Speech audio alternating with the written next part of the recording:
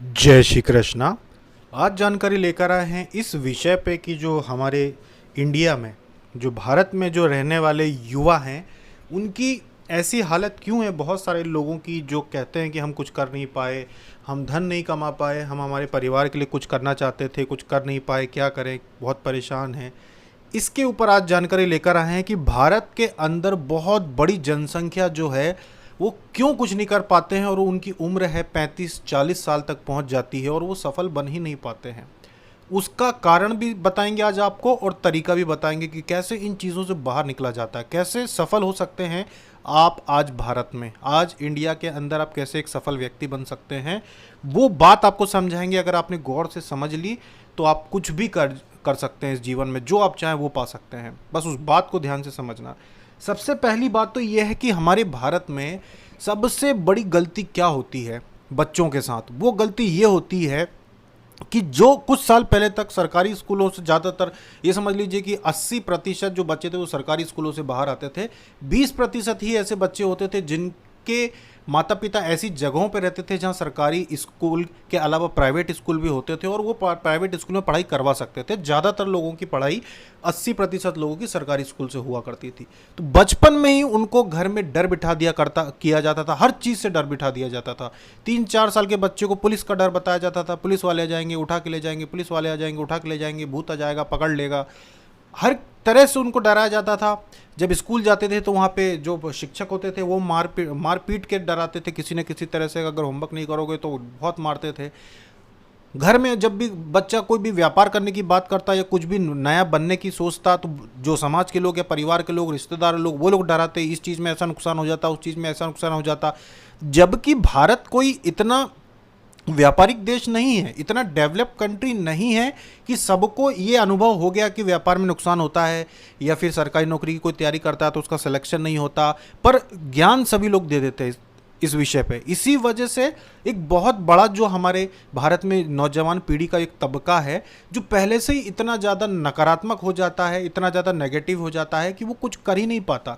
वो न सिर्फ वो हो जाते हैं बल्कि उनके माता पिता भी हो जाते हैं लोगों की सुन सुन के। तो वो अपने बच्चों की सहायता ही नहीं करते हैं व्यापार करने में, या फिर अगर कोई सरकारी नौकरी की तैयारी करना चाहता है तो वो उसके लिए भी उसको समय नहीं देना चाहते कि तू 2-3 साल तैयारी कर, जल्द से जल्द नौकरी कर, चाहे प्राइवेट नौकरी कर, झाड़ू मार कहीं पर, काम करने का दबाव बनाना शुरू कर देते हैं हमारे भारत में जो परिवार हैं। इस वजह से बहुत बड़ा तबका जो है वो अपना जीवन बर्बाद कर देता है। बहुत सारे ऐसे लोग हैं जो पैसा कमाने की जल्दबाजी में प्राइवेट नौकरी शुरू कर देते हैं।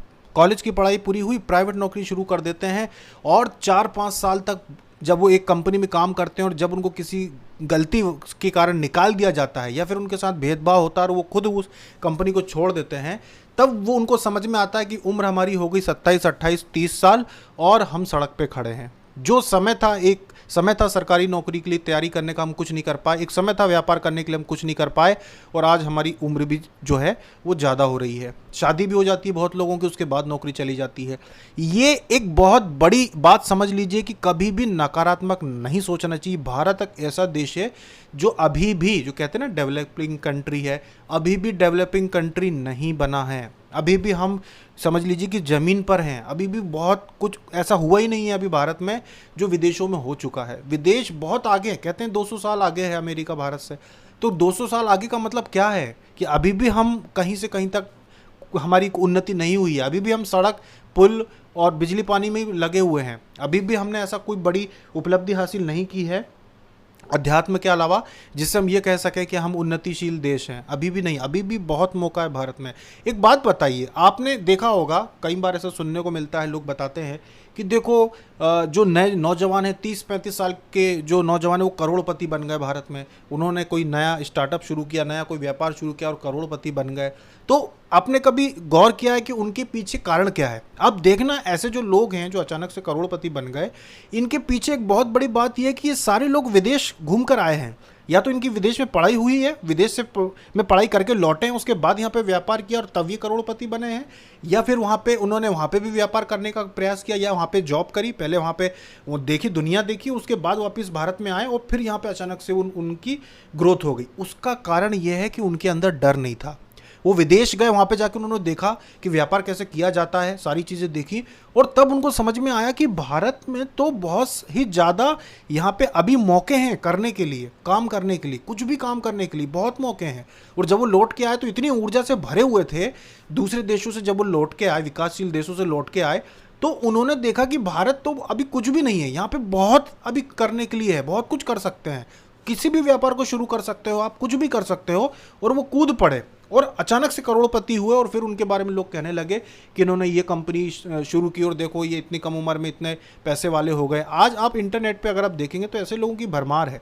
और अभी भी विश्वास मानिए कि अभी भी मात्र भारत में जो ऐसे नवयुवक हैं जो इतने आगे बढ़े हैं, उनकी जो संख्या है मात्र 10% ही होगी, 10% से ज़्यादा नहीं। अभी भी बहुत मौके हैं। देखिए जो भी अभी, अब आपको हम एक बात बताते हैं कि बहुत सारे जो लोग हैं वो बोलते हैं सरकारी नौकरी हम करना चाहते थे, पर वो तैयारी नहीं करते हैं। हमारे जो साथ के पहचान के जो दोस्त थे हमारे, जब हम स्कूल में पढ़ा करते थे, उसके बाद कॉलेज की पढ़ाई साथ में की हम लोगों ने, तो उसके बाद हमारा तो शुरुआत से अध्यात्म में, जब हम कॉलेज की पढ़ाई करते थे उसके बाद भी हम अध्यात्म में हमारी बहुत रुचि थी। हम पढ़ाई बहुत ज़्यादा करते थे, लेकिन उसके बाद भी हमारा कम से कम 2 घंटे प्रतिदिन हमारा पूजा पाठ में तब से जाता था, तब से बीतता था। शायद वही कारण है कि अध्यात्म से में हम स्कूल के समय से जुड़े हुए थे, कॉलेज के समय भी हमने काफ़ी कुछ अध्यात्म से जुड़ा है। यही कारण था कि एक ऐसा समय आया कि हम अध्यात्म की तरफ पूरी तरह से घूम गए, मुड़ गए, पूरी तरह से हमने अपना मार्ग बदल लिया।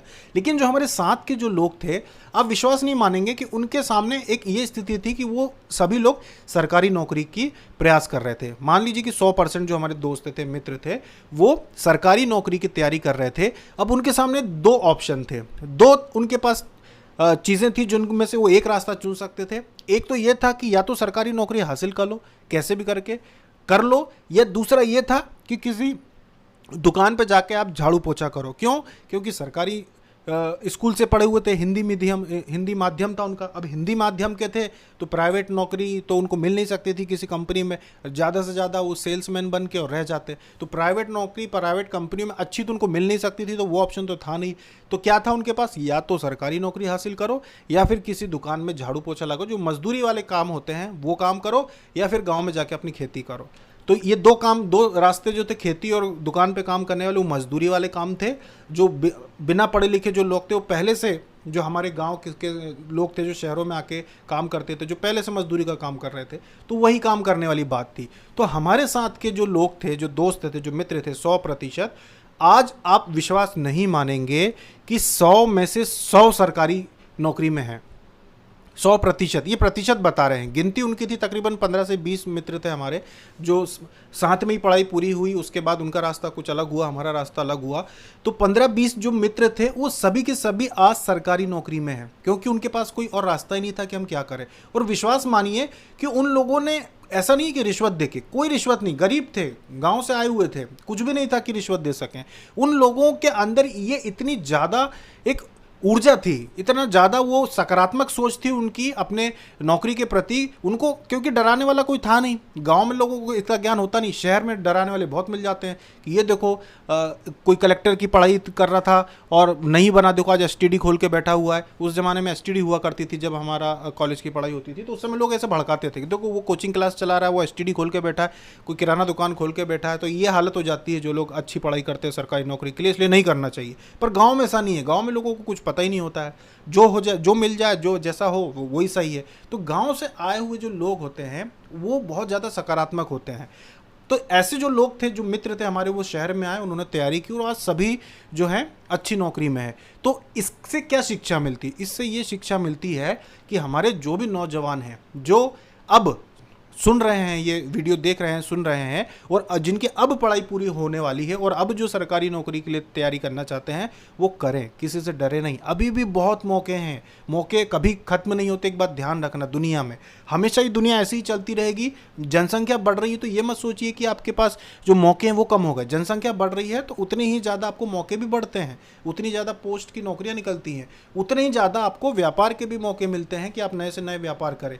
सोचें आज के समय के अनुसार क्या क्या चीज़ें हैं जो आप कर सकते हैं, क्या संसाधन है आपके पास ऐसी कौन सी चीज़ें जिनसे आप व्यापार शुरू कर सकते हैं। आप खुद अगर बुद्धि लगाएंगे तो आप कुछ भी कर सकते हैं। जब हमने अब हमारी जब पढ़ाई पूरी हुई थी उसके बाद हमने नौकरी शुरू भी कर दी थी। उस समय जब हमारे पास अध्यात्म की तरफ मुड़ने का एक मार्ग था, जब हमारा जो दुनिया से एक प्रकार से मोह माया हट गई थी हमारे ऊपर से, क्योंकि हमें लग रहा था कि हम अपना जीवन व्यर्थ बर्बाद कर देंगे, उस समय हमारे सामने किसी ने हमारे को ये नहीं था, कोई साथ देने वाला नहीं था कि हाँ अध्यात्म की तरफ मुड़ जाओ सिवाय हमारे गुरु के। तो उस समय हमारे सामने यही था कि चलो अध्यात्म की तरफ मुड़ तो जाएंगे, रोजी रोटी किस चीज़ से चलाएंगे, अब घर से तो मांग नहीं सकते क्योंकि रास्ता बदल दिया, तो अब क्या करेंगे।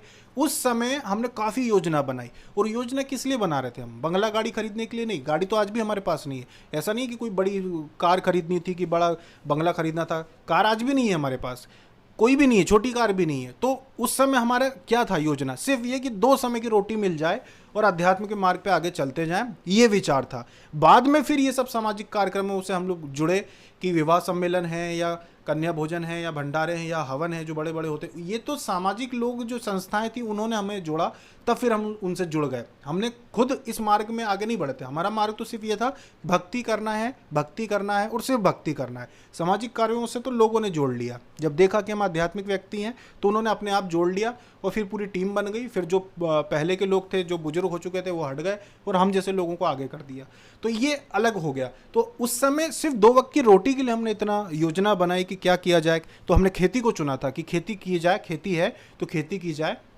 और उसके लिए भी योजना बनाना जरूरी है, क्योंकि खेती भी अगर थोड़ी बहुत हो तो आदमी भूखा मर जाता है। खेती ज़्यादा होना जरूरी है, तभी आप खेती से आपका पेट पलेगा, नहीं तो अब बर्बाद हो जाओगे। कम खेती में कोई मुनाफा नहीं होता है, खेती ज़्यादा होना जरूरी है, क्योंकि 1 साल अगर आप घाटे में चले जाते हैं तो 3 साल उभरने में लग जाते हैं, 3 साल तक उसकी भरपाई नहीं होती, खेती में इतना नुकसान होता है। तो उस समय इतनी योजना बनानी पड़ी थी। तो आज के समय में भी जो भी लोग, आज 30 साल पार हो गई है आपकी, 30 साल पार हो गए हैं, शादी भी हो गई है, आप परेशान है कि हम क्या करें क्या करें क्या करें, आप बैठ के माँ लक्ष्मी से प्रार्थना करें, या फिर साधना आपको जो हम बताते हैं वो साधना करें। साधना करने के बाद पहले साधना जरूर करें। एक बात ध्यान रखना कि आपका जो ये शरीर है, ये जो मशीन है आपके, एक मशीन है, इसमें जान तभी आएगी जब आप साधना करेंगे। जैसे कि आप देखते होंगे कि कोई भी मशीन हो, चाहे वो कोई भी वाहन हो, चाहे कुछ भी हो, जब तक उसमें इंजन चालू रहता है उसमें आवाज़ घुड़ घुड़ घुड़ घुड़ आती रहती है। जैसे ही आप चाबी से उस इंजन को बंद करते हैं एकदम से धुड़ुप बंद हो जाता है, फिर वो एक निर्जीव है, मरा हुआ है। वैसे ही आपका शरीर बिना साधना के मरा हुआ है, आपका शरीर वैसे काम करेगा ही नहीं। जब तक देवी शक्ति का आपके अंदर वास नहीं होगा, देवी शक्ति का आपके अंदर अंश नहीं आएगा, आपका ये शरीर भी मृत समझ लीजिए। जब तक आपको जीवात्मा तो मिली है, लेकिन आपकी जीवात्मा बंधी हुई है, माया जाल में बंधी हुई है, कर्म बंधन में बंधी हुई है कि पहले आपने कैसे कर्म किए उस अनुसार वो भाग्य को लेकर चलती है। लेकिन अगर आप साधना कर लेते हैं, किसी भी देवी देवता की किसी की भी साधना कर लेते हैं, तो उनका तत्व आपके अंदर आ जाता है। तो वो दर्शन होना देवी देवताओं का ये लंबा मार्ग है, लंबा रास्ता है। अनुभव होना उसके पहले का रास्ता, इसमें भी समय लगता है। लेकिन जिस भी देवी देवता की आप साधना करते हैं उनकी सिद्धि मिलना बहुत आसान होता है। 7 दिन में ही वो देवी या देवता का तत्व आपके शरीर में आ जाता है, और उसके बाद आपकी सोचने की जो क्षमता होती है वो बढ़ जाती है, क्योंकि वो देवी शक्ति होती है जो आपके शरीर में आ जाती है। फिर आपकी बुद्धि बहुत तीव्र हो जाती है। फिर आपको क्या करना होता है, बैठे आराम से दीपक जलाएं, बैठें घर में अपने पूजा स्थान पे बैठें और बैठ के विचार करें कि मेरे पास ऐसी क्या वस्तु है, ऐसा क्या संसाधन है ऐसा जिससे मैं कोई भी व्यापार शुरू कर सकता हूँ, या फिर मेरे आसपास ऐसी कौन सी नौकरी है, कौन सी जगह की नौकरी है जिसमें मुझे ज़्यादा जो है धन मिल सकता है, जिससे कि मैं आगे चल के व्यापार कर सकूं। ऐसा आपको खुद विचार करना पड़ेगा। जितने भी लोग बेरोजगार हैं, जिनकी उम्र ज़्यादा हो गई है, अब वो शुरुआत दोबारा नहीं कर सकते, अब वो समस्या में है क्योंकि उन्हें अपना घर चलाना है, तो बैठ के सोचें। एक बात ध्यान रखना, माँ लक्ष्मी आपको ज़रूर मार्ग दिखाएगी। ऐसा हो ही नहीं सकता कि माँ लक्ष्मी आपको मार्ग ना दिखाए, या जिस भी देवी देवता की आप साधना करते हैं वो आपको मार्ग ना दिखाए, ये हो ही नहीं सकता। आप बैठ के सोचिए, एक दिन समझ में ना आए 2 दिन बैठिए, 2 दिन समझ में ना आए 3 दिन बैठिए, आप बैठते रह जाइए। प्रतिदिन बैठें, घंटों बैठ के सोचें कि मैं ऐसा क्या काम करूं जिसमें मुझे धन भी ज़्यादा ना लगे और काम शुरू हो जाए। ये मत सोचना कि छोटा काम है या बड़ा काम है, बस बैठ के सोचिए, ज़रूर माँ लक्ष्मी आपको सहायता करेगी। एक बात ध्यान रखना कि माता जो लक्ष्मी होती हैं ये सभी के भाग्य में है। एक बात ध्यान रखना, क्योंकि भगवान ने इनको आदेश दिया है, ये सभी के भाग्य में होती है अगर आप इनसे लगाव रखेंगे तो। अगर आप खुद ही नहीं सोचेंगे कि मुझे लक्ष्मी की प्राप्ति चाहिए, सुख सुविधा घर में होना चाहिए मेरे बच्चों के लिए, तो फिर वो आपके घर में कैसे आएगी? एक बात ध्यान रखना, माता लक्ष्मी कभी भी आपके घर में आने के लिए आपकी डिग्री नहीं मांगेगी कि आपकी डिग्री क्या है, आपके नंबर कितने आए थे, क्या है। नहीं, वो सिर्फ आपकी लगन देखती है, भक्ति देखती है कि आप धन कमाना चाहते हैं या नहीं कमाना चाहते। क्योंकि देवी देवता जानते हैं कि आप धन कमाना चाहते हैं। तो भारत में जो लोग धन कमाना चाहते हैं, ऐसे कितने लोग होंगे जो नोट खाते होंगे या सिक्के खाते होंगे? कोई नोट नहीं खाता, कोई सिक्के नहीं खाता। सबका एक उद्देश्य होता है। कोई समाज सेवा के लिए कमाना चाहता है कि समाज सेवा हो सके, कोई गरीबों की मदद करने के लिए कमाना चाहता है, कोई अपने बच्चों को पालने के लिए कमाना चाहता है। आखिरकार करते वो किसी दूसरे की सेवा है, चाहे वो अपने बच्चों की सेवा करे, पत्नी की सेवा करे, माता पिता की सेवा करे। तो ये देवी देवता जानते हैं कि आप अगर धन कमाना चाहते हो, अगर आपके मन में धन कमाने की इच्छा है, तो वो खुद के लिए नहीं है, वो परिवार के लिए है, वो समाज के लिए है। तो देवी देवता ये जानते हैं। तो इसलिए अगर आप ऐसा सोचते हैं कि भाई मैंने साधना कर ली, अब मैं धन कमाने के लिए ये सोचूं कि नहीं सोचूं, कहीं ऐसा तो नहीं कि मुझे लालची समझा जाएगा। तो लालची वाली बात ही नहीं है। कोई सिक्के नहीं खाता, कोई नोट नहीं खाता। ये सब जो आप करते हैं, करेंगे, ये आपके परिवार के लिए करेंगे। जैसा कि हमने पहले भी बताया कि अगर आपके पास धन नहीं रहेगा तो आप अपने माता पिता की सेवा कैसे करेंगे, उनको कैसे सुख देंगे, अपने बच्चों के लिए आप कैसे अच्छा भविष्य करेंगे, कैसे आप अपने पितरों को आप श्राद्ध तर्पण कर पाएंगे। चोरी के सामान के पैसे से आप अगर श्राद्ध करेंगे अपने पितरों का तो वो लगेगा नहीं उनको। अगर आप चोरी के पैसे से भंडारा करेंगे, दान करेंगे, वो आपको पुण्य लगेगा नहीं। आपको धन कमाकर ही सात्विक काम करने पड़ेंगे। आप धन कमाएंगे, उसके बाद ही आप उसका सदुपयोग हो पाएगा। कभी भी बेईमानी का जो पैसा होता है वो कभी नहीं पूरता। एक बात ध्यान रखना, अगर मान लीजिए कि आप आज आपको किसी को पैसे देने हैं और आपने उसको पैसे नहीं दिए, वो पैसे आपने रख लिए कि चलो मैं नहीं देता हूँ, क्या फ़र्क पड़ता है, सामने वाला तो कुछ बोलेगा नहीं, और आपने रख लिए, तो एक बात ध्यान रखना कि वो जो पैसे हैं वो आपका 10 गुना, इस बात को ध्यान रखना, 10 गुना आपका नुकसान कहीं ना कहीं करते हैं और कहीं ना कहीं आपके भाग्य को खोटा करते हैं। वो धन जो होता है वो खोटा करता है। तो वो धन जो आपने किसी का रख लिया वो आपका विनाश करता ही है। भले ही आपको 10 साल बाद कोई बताए कि भाई तुमने किसी के जो है धन रख लिया था, इस वजह से आपकी बर्बादी हुई है। तो ऐसे कई मौके, जैसे हमने एक बार आपको बताया भी था कि व्यक्ति था, उसने तकरीबन उसने 150 रुपये रख लिए थे। ये बात क्योंकि बहुत पुरानी है, उस समय 150 रुपये भी काफ़ी होते थे। तो उन्होंने क्या किया कि 150 रुपये रख लिए और दिए नहीं, जहाँ पर उनको देना था, एक पंडित जी को देना था, उनको उन्होंने नहीं दिए। पंडित जी जो थे वो मंदिर में दुर्गा जी की स्थापना करते थे नवरात्रि में, 150 रुपये इनको देना था, इन्होंने दिए नहीं। 3 साल तक ये परेशान रहे, 3 साल तक इनका कोई काम नहीं बना। ये जो सोचते थे वो उस चीज़ में फेल हो जाते थे।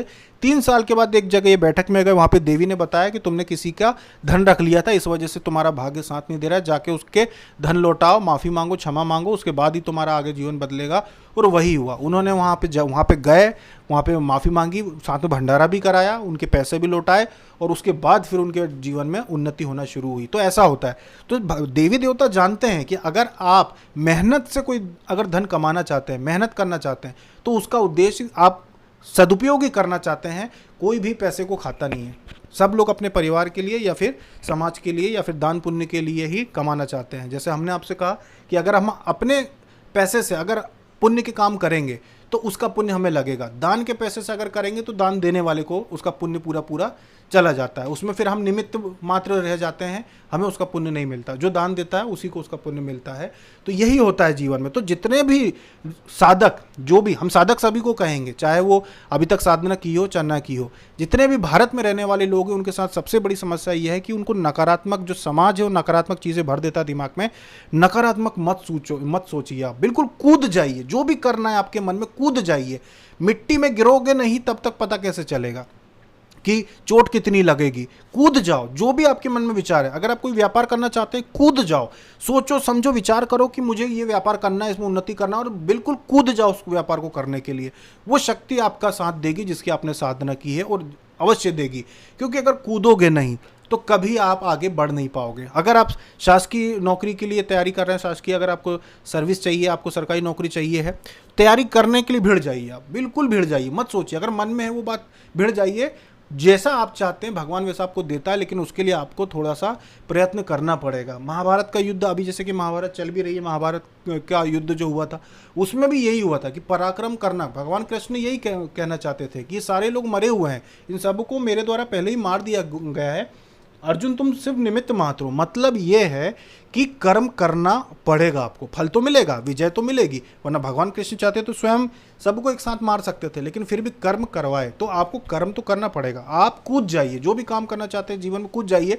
उम्र मत देखिए कि आप 40 साल के हो गए, 35 साल के हो गए, 36 साल के हो गए, जो भी मन में आपके विचार है वो काम करने के लिए कूद जाइए, आपको भगवान साथ देगा। एक बात ध्यान रखना। दूसरी बात, काम ऐसा ही शुरू करना जो आपके बस में हो। ऐसा काम कभी नहीं करना चाहिए जैसे कि ठेकेदारी का काम होता है, या ऐसा काम जिसमें दूसरे के अधिकार में आपका पैसा रुक जाए, दूसरे के ऊपर निर्भर करता हो, ऐसा काम नहीं करना चाहिए। बहुत सारे लोग हैं वो ऐसे काम शुरू कर देते हैं जिसमें उनका लाखों रुपए फंसा देते हैं, और वो दूसरे की बुद्धि पर निर्भर करता है। वहाँ दिक्कतें आ सकती हैं, क्योंकि जहाँ समाज में अच्छी शक्तियाँ होती हैं वहाँ नकारात्मक शक्तियाँ भी होती है। आपके दुश्मनों को या किसी को पता चलता है कि आप कोई व्यापार शुरू कर रहे हैं, और वो तांत्रिक क्रियाएं, दूसरी क्रियाएं करके सामने वाले के बुद्धि पलट देते हैं कि वो आपका पैसा खा जाए या रोक दे, फंसा दे। तो ये चीज़ें होती हैं। तो ऐसा कुछ ना हो, इसलिए काम ऐसा शुरू करना जो ऐसा व्यापार हो या ऐसा कोई काम हो जिसमें आपको नगद जो भी है रोजाना आपका 100, 50, 200 जो जितना आप कमा सकें वो आपको मिले, पर नगद मिल जाए। कहीं भी उधारी वाला या ऐसा कोई पैसे फंसने वाला काम ना हो जिससे कि आपको दिक्कत ना हो। तो भारत में यही समस्या है कि लोग नकारात्मक चीज़ें भर देते हैं लोगों के, जो नौजवान पीढ़ी है उसके दिमाग में, जिससे वो आगे नहीं बढ़ पाते। हर आदमी, आज अध्यात्म की बात करें, अध्यात्म का प्रचार करना बहुत अच्छी बात है, लोग करें, बहुत अच्छी बात है।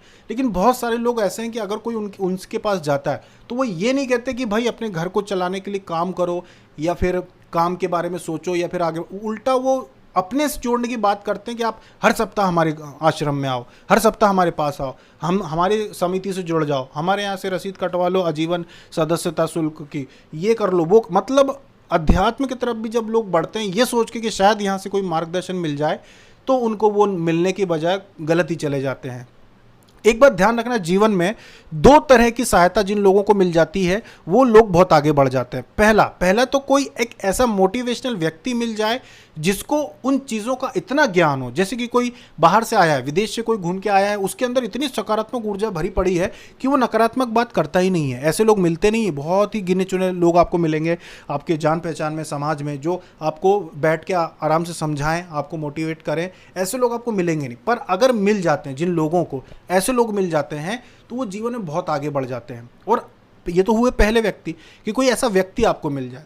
दूसरा क्या होता है कि अगर आप अध्यात्म से जुड़ जाएं, अगर आप देवी देवताओं को मानने लगे, अपने इष्ट भगवान को मानने लगे कि मैं इस भगवान की पूजा करता हूँ, इस भगवान को मानता हूँ और ये भगवान मेरे साथ हैं, और अगर आप किसी भगवान में भक्ति रख के अगर आप जीवन में आगे बढ़ते हैं, तो ऐसे लोग भी बहुत आगे तक जाते हैं। क्योंकि ज़रूरी नहीं है कि हर इंसान जो है वो दूसरे इंसान से ही शिक्षा ले। भगवान का जो एक आस्था होती है वो भी बहुत बड़ी चीज़ होती है। इसलिए अगर आप अपने जीवन में एक सफल व्यक्ति बनना चाहते हैं तो अब जो बता रहे हैं वो करें। एक कागज़ लें, एक पेन लें और एक लिस्ट बनाएं। लिस्ट में आप अपने सभी दोस्तों के नाम लिखें, अपने रिश्तेदारों के नाम लिखें, अपने समाज के जान पहचान वाले लोगों के नाम लिखें कि ये सारे दोस्त हैं मेरे।